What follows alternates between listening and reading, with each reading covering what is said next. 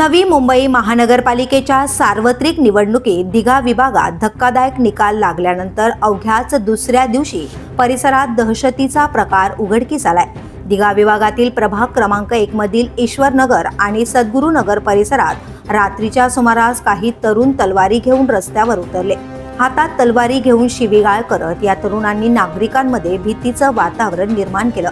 काही नागरिकांना मारहाण करण्यात आल्याचा आरोप असून तलवारी पाहून अनेक नागरिक भीतीपोटी पळापळ करू लागले। याच दरम्यान तलवारधारी तरुणांनी दुकानांच्या शटरवर तलवारी मारून परिसरात दहशत पसरवली।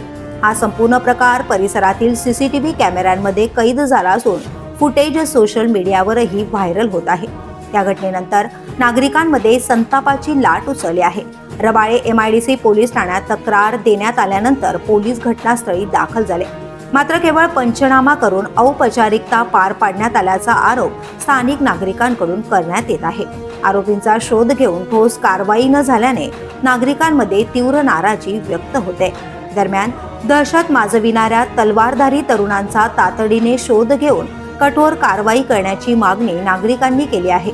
तसेच मुकुंद कंपनी ते अनंतनगर या मार्गावर रात्री गस्ती पथक तैनात करावे, बीट चौकी उभारावी, अवैध ढाबे आणि चायनीज खाद्यगृह बंद करावे आणि विनापरवाना सुरू असलेले पान स्टॉल तातडीने बंद करण्याची मागणीही करण्यात आली आहे। निवडणूक निकालानंतर लगेचच तलवारी घेऊन दहशत माजविण्याचा प्रकार नेमका कुणाच्या पाठबळावर घडतो आहे आणि सवाल आता दिघा विभागात उपस्थित केला जातोय।